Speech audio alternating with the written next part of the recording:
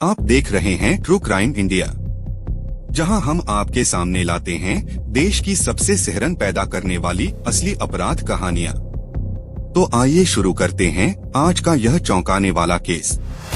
एक घर जहां हर रिश्ता जन्म लेता है, जहां भरोसे की नींव पर जिंदगी खड़ी होती है, लेकिन वही घर कभी कभी एक खूनी खेल का मैदान क्यों बन जाता है। यह कहानी है ऐसे ही एक घर की, जहां विश्वासघात ने अपराध को जन्म दिया। एक ऐसा जुर्म जिसे विज्ञान की आड़ में छिपाने की कोशिश हुई, पर अंत में उसी विज्ञान ने अपराधी को बेनकाब कर दिया। साल 2020, मध्य प्रदेश। एक शांत मध्यम वर्गीय इलाका। रात के सन्नाटे को चीरती हुई पुलिस की सायरन की आवाज गूंजती है। सूचना मिली है एक असामान्य मृत्यु।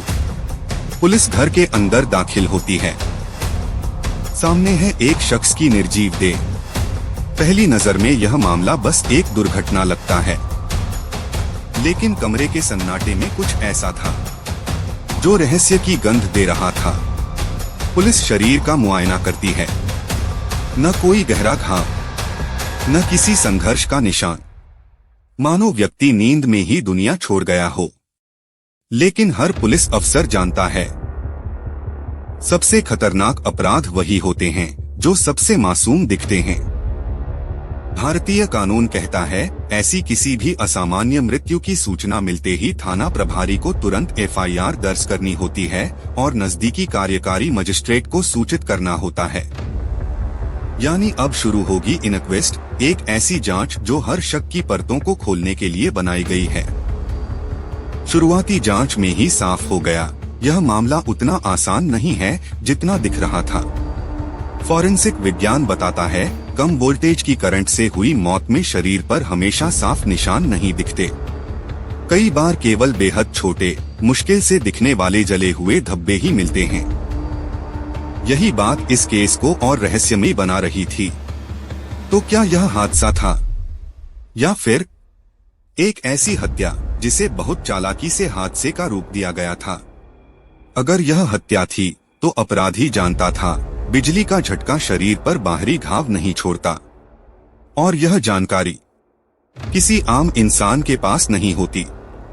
इसके पीछे था एक ऐसा दिमाग जो विज्ञान की गहराइयों को बारीकी से समझता था। इस कहानी के पीड़ित थे डॉक्टर नीरज पाठक, एक शांत मृदुभाषी इंसान जिन्होंने अपना पूरा जीवन दूसरों की सेवा में समर्पित कर दिया। डॉक्टर पाठक एक सेवानिवृत्त सरकारी चिकित्सक थे। अपने पेशे और नेकदिली से उन्होंने समाज में सम्मान और पहचान दोनों हासिल की थी। लेकिन उसी डॉक्टर का अंत इतना रहस्यमयी, इतना भयावह क्यों हुआ? उनके जीवन का सिर्फ एक सपना था, अपने पेशे से रिटायर होकर अपनी पत्नी और परिवार के साथ एक शांत और सुखद जीवन बिताना। वो चाहते थे कि बाकी की जिंदगी एक नए अध्याय की तरह गुजरे, ऐसा अध्याय जो उम्मीदों और सपनों से भरा हो। डॉक्टर नीरज पाठक की यात्रा शुरू हुई थी एक ऐसे चिकित्सक के रूप में जिसने अनगिनत जिंदगियां बचाईं। लोगों के इलाज में, उनकी सेवा में उन्होंने अपने पूरे जीवन को समर्पित कर दिया। और अब वो बस इतना चाहते थे कि बाकी वक्त एक साधारण इंसान की तरह जी सकें। लेकिन किसे पता था कि उनका यह सपना उनके अपने ही घर की चारदीवारी में हमेशा के लिए टूट जाएगा। उनकी मौत ने न केवल उनकी जिंदगी छीन ली, बल्कि उनके सारे सपनों और उम्मीदों को एक ही पल में खत्म कर दिया।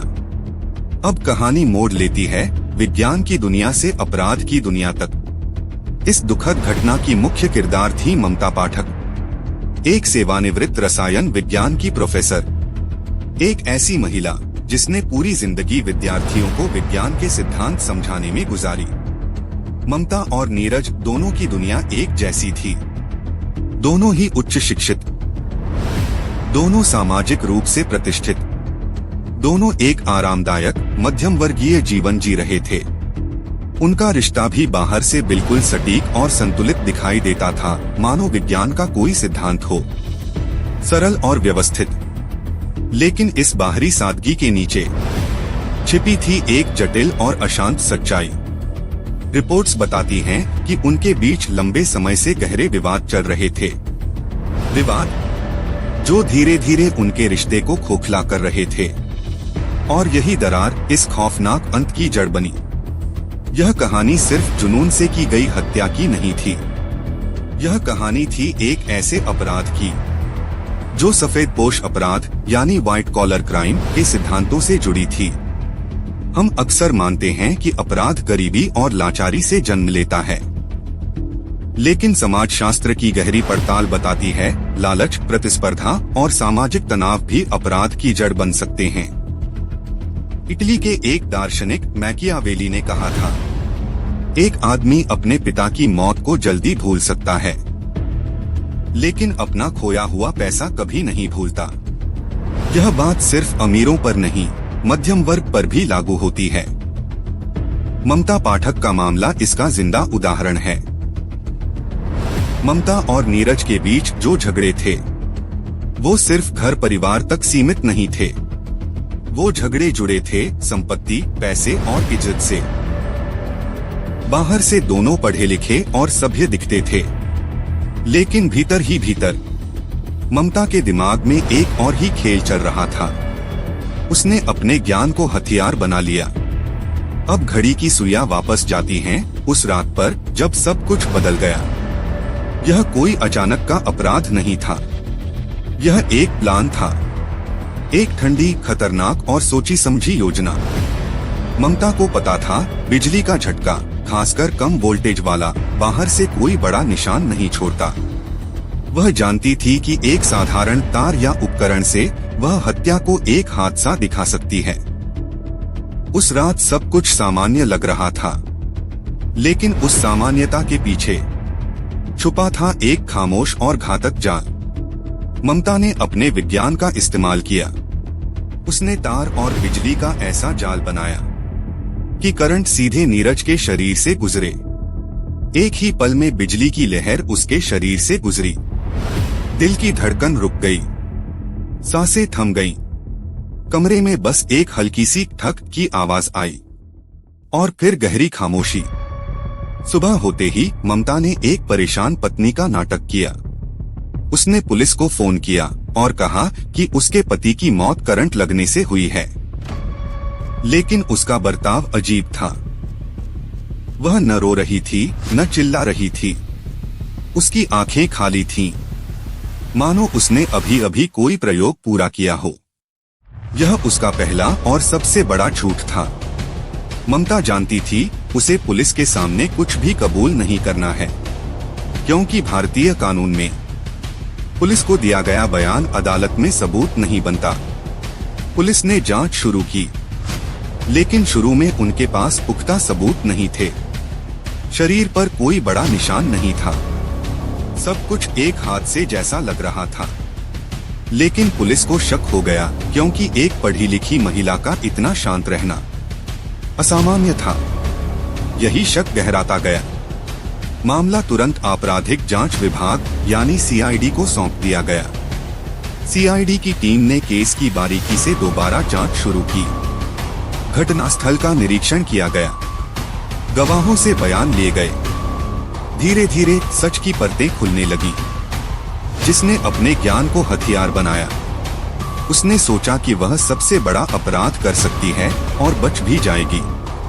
लेकिन सच ये है, न्याय, वैज्ञानिक सबूत और आधुनिक पुलिसिंग के सामने कोई चाल हमेशा नहीं टिकती। इस केस ने साबित कर दिया कि दुनिया में परफेक्ट क्राइम जैसी कोई चीज नहीं होती।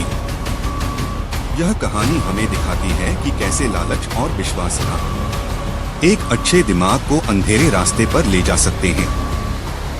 लेकिन यह भी बताती है कि भारत की न्याय प्रणाली, फॉरेंसिक विज्ञान और सतर्क पुलिस आखिरकार सच को सामने लाते हैं।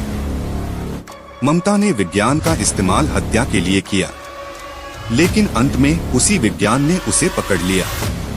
यह कहानी हमें याद दिलाती है, ज्ञान की शक्ति अगर सही रास्ते से भटक जाए तो वह विनाश लाती है, लेकिन जब वही शक्ति न्याय के लिए इस्तेमाल होती है तो वह अपराजित बन जाती है।